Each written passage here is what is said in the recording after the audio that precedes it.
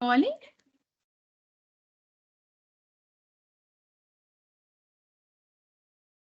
I'm going to make you a just a presenter.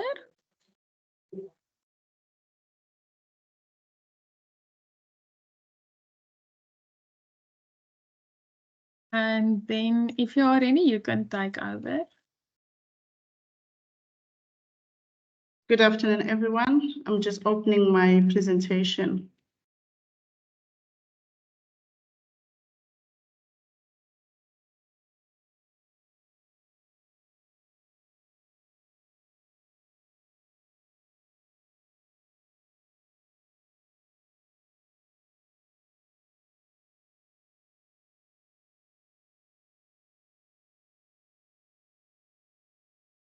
I'm sharing.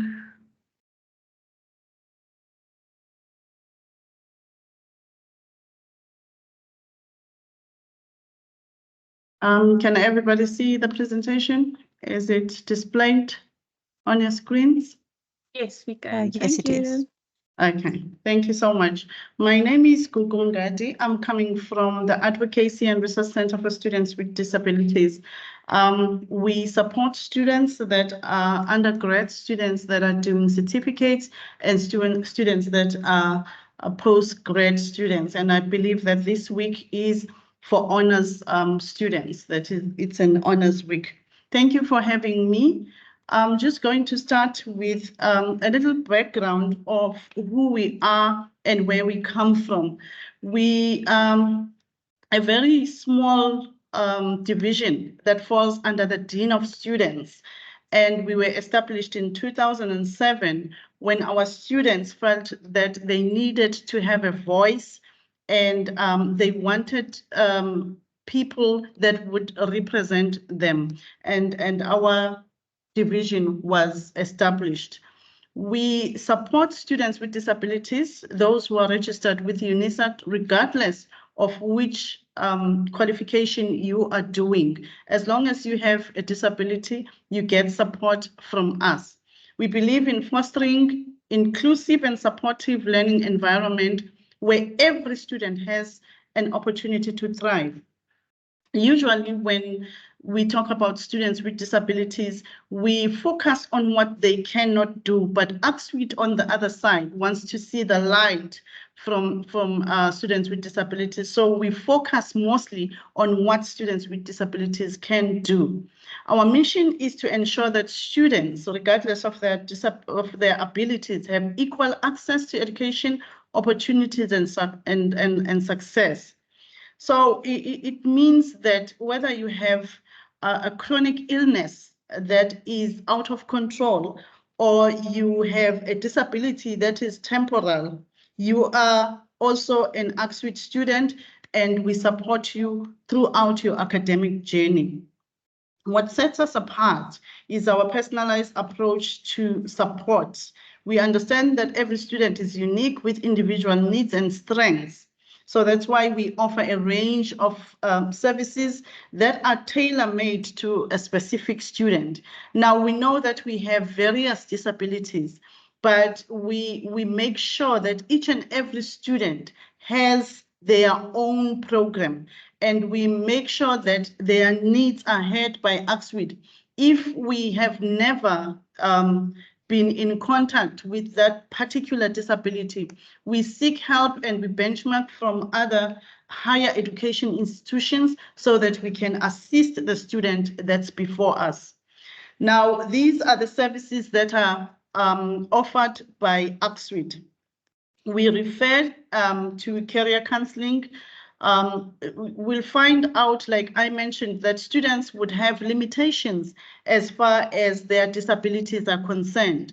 Now, it may be difficult for other students to take certain qualifications because they have limitations of some sort. So when we link them with the counseling department, they sit down and talk about which career they can take and what the possibilities are as far as job opportunities is concerned. We do registration in designated disability counters, I'm sure you would notice that our students would go to certain counters because we want them to get assistance as soon as possible, not because we feel that they are more special than other students, but because they would have additional conditions as well, like your diabetes. Maybe someone had diabetes and it went to a stage where they cannot see. It affected their eyes. So that means that person would need to do what they have to do in the campus and go back home, or maybe have a break and get a snack. So we don't want people to collapse in the long queues. That's why we have specialized counters for students with disabilities. We help them in completing application and registration forms during registration period. We ensure the special assistant form and examination form are distributed and explained to students. It's very important that upon registration, students with disabilities should complete what we call the special assistance form. That form has a range of services that we offer from ARCSWiD.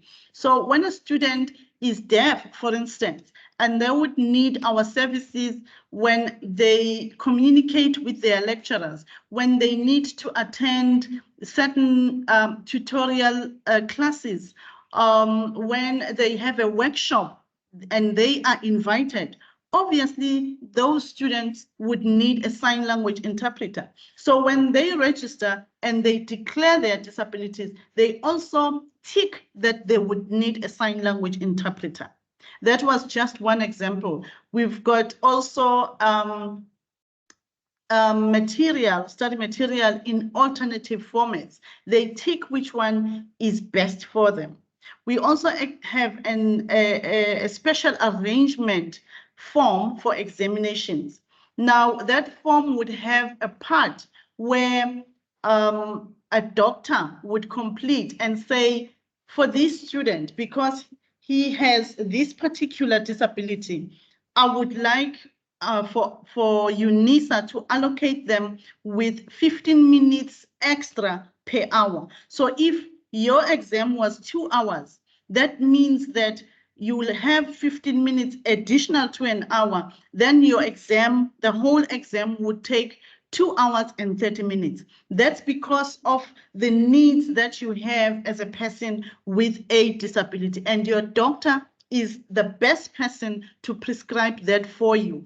And then the examination department would actually award you those extra minutes. We provide study material in alternative formats. If you are partially sighted, for instance, and you need large print because you can't see the hard copy that every student receives at UNISA, we convert your material and we convert it into large print. If you can't see altogether, we provide it in Braille. We've got a range of formats that you can choose from that would suit your disability. We have training in orientation and mobility to visually impaired students, and that is subject to request as well. So when you find that form upon registration, you tick orientation and mobility, and the orientation and mobility officer would call you and make a program with you so that you understand you do your assignments at this time, and you also do your training, orientation and mobility training in campus while you are still at UNISA, so that you are independent, you know where you're going, you know where you are, you are just clued up with the campus that you use. We provide sign language services to deaf students. We provide electronic prescribed books upon request. Now, when we send you the study material, it does not contain prescribed books. They are different. When you cannot see or you cannot read the hard copies that we send to students, or the book, you cannot read it. Say you have dyslexia, for instance, and you cannot read a book and you need your prescribed book in an electronic format. You call ARCSWiD, and we will then arrange with the publishers to allow you to have an electronic copy. And then you would sign a form that says you will never redistribute their work. Once you've done that, then you receive your prescribed book and you can start with your studies.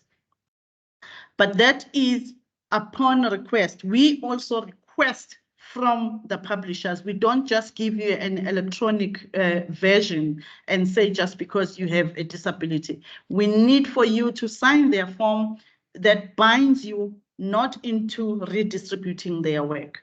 We advise on low-tech assistive devices for students' daily activities. Now, if we always have our daily activities that we do every day. We pour water, we drink water, we make our beds, we choose which outfits to wear for the day.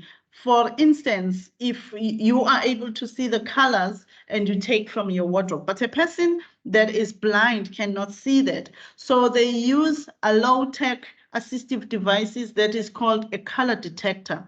So with each and every garment, you check which color it is. You check on your blouses, you check on your dresses, and I think that is something that you can do a night before because it takes a bit of time. But at the end, you would have done the same activity that a person who has no disability has done for themselves. And that we promote a lot because it promotes independency for our students. So we tell them which low-tech devices there are in the market, how much they cost, and we also assist them in using them. We train them in using them. We liaise with graduations department and other interdependencies, sorry about that, pertaining to special arrangements during graduation. So everybody who has studied wants to go to the stage and go to the podium and receive that certificate that they have worked hard for. No students want to sit on the floor and be given that certificate. Our students also want to go throughout the whole process. So if there is, if the environment is not conducive for a wheelchair, for instance, then we need to make sure that the student has a ramp so that they can go up the stage as well and go throughout the process and find joy in getting their certificate, just like everybody else. We implement an advocacy and awareness raising programs. We want all students at UNISA to understand that UNISA is an inclusive institution. So you will at some stage meet with students with disabilities, and we would like you to treat them the same. And if you see that a student doesn't know that they can receive assistance from our department, please tell them about our department. We are a very small division, but we do a lot of work concerning students with disabilities. And we do like those referrals. Some students would refer students that have just met in a discussion class, and we promote that, we love that, we motivate you to do it as often as possible. We implement trainer programs. We train our fellow colleagues on how to assist students with disabilities. We've seen over the years that if a student comes to a region or main campus for that matter, and people don't know how to assist them, they would say you have to go to ARCSWiD.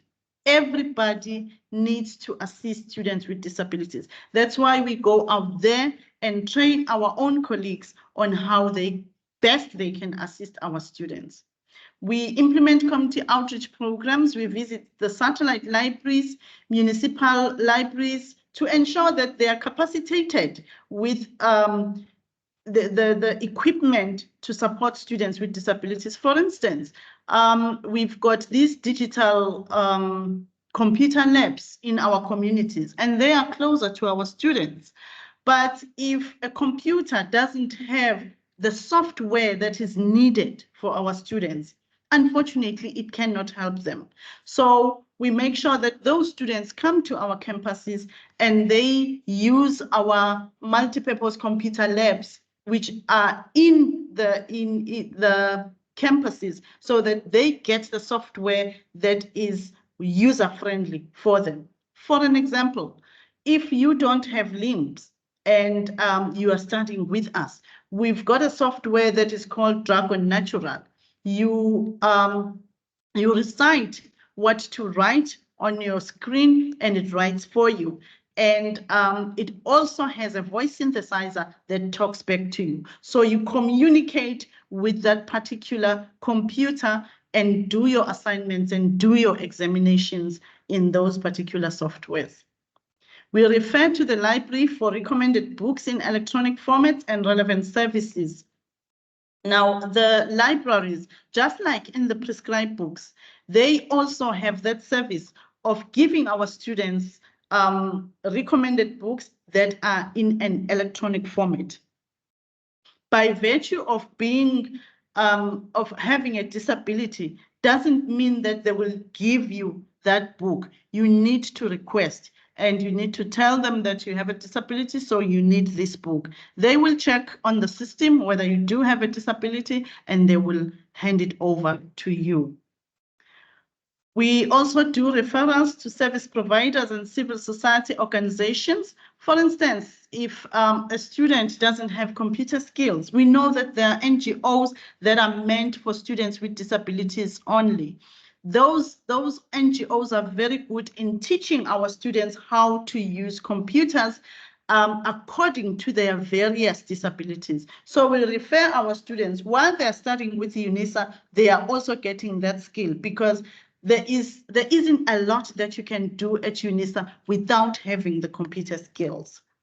We have governance for association and forums for students with disabilities. We've got, just like students have SRC, we've got student leadership that has disabilities. Students with disabilities wanted student leaders that have the same disability as they do, because they felt that they will understand them much better. And that forum reports to SRC as well, so that their needs are met just like any other student.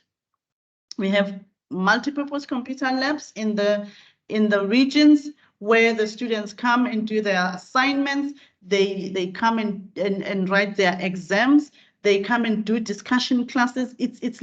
It's multi-purpose. Anything that a student would like to do that is academically inclined, and when they ask the colleagues what they would want to do in that particular lab and they're given permission, they would do it. Those computers have software that are aligned with various disabilities. Now we come to disclosure. It's very, very important. And I feel that it should be the first thing that we should be preaching about. Students with disabilities don't disclose their disabilities. Now, when you register with UNISA, you get the benefit of being granted first when you do applications because you have a disability by default. And secondly, NSFAS would grant you, if you fit the criteria, you would be the first to be granted by NSFAS. And NSFAS has that 45,000 worth of assistive device that could help you throughout your academic journey.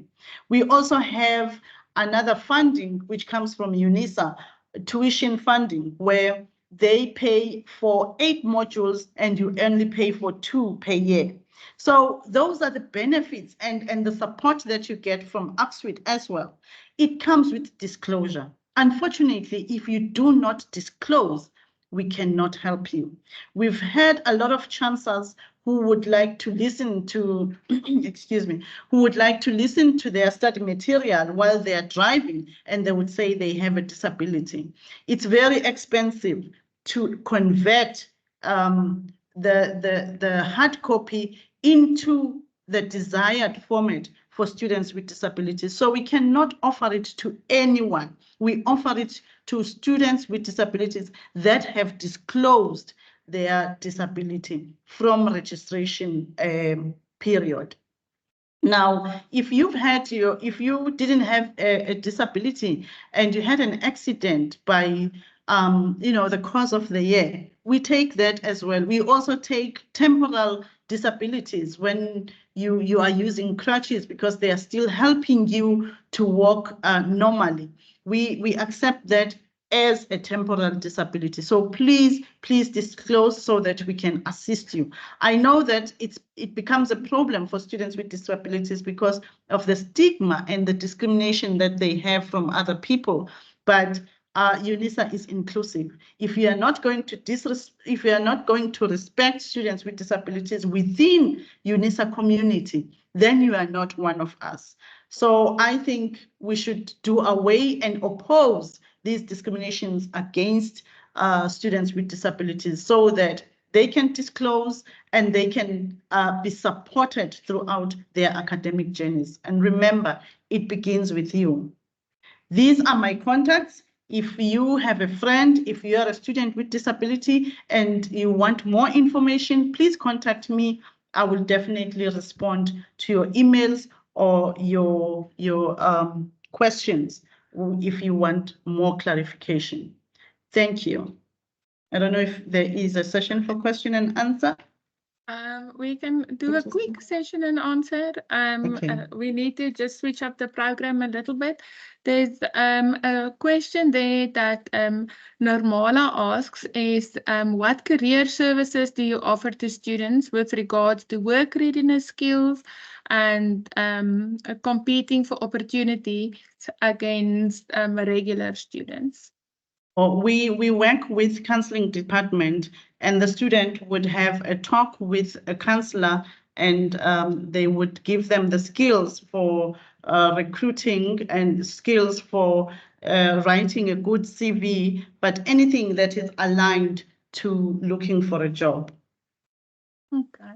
All right. Thank you so much, Google, for coming through and for speaking to the students. Tell me, Nirmala, I'll give you now. Could you please just put your contact details in the chat for us as well? Okay. And then there's two questions for you. Two very quick questions. First one is Samuel. Samuel.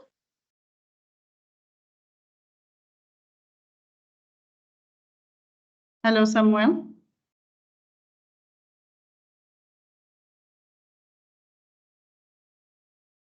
Hello. Can you hear me, dog? I can hear you. Oh, okay. His microphone, there he comes. There you go, Samuel. Can you hear me? Yes, we can hear you, Samuel. How are you? Great, man, and you? I'm good, thank you. Good. Yes, I guess this one of assisting us in terms of paying some modules and others, I can just email you. Yes, please email me because that doesn't, we don't have a budget for that. But whenever we visit or we attend conferences, sometimes we get them for free and we give out to those students that need it most. Please email me so I can try and see if I've got one for you. All right. A quick one is this one. One of the arrangement which we get from you guys is that one of not using pictoring tools. So if you did give me permission not to use those tools for the exams, and then I forgot and then use it, and then but still my script is not appearing, and then I'm deferred. What must I do there? It's a problem because all the students that have declared their disability from the go, those students would know that they may not use it. So when you use it to us and to examinations, it means that you are able to use it. Right. So I think after that, you speak to our academic officer, and if we are lucky, we can get you deferred. Okay. Thank you, Doctor, for giving me another opportunity this year. It's good, Samuel, but you need to contact me so that we can know how to help and make it easier for you guys. Eh? Okay, thank you. Okay. Then Narmala, you've got 2 minutes, and then we need to switch over to the next session, please.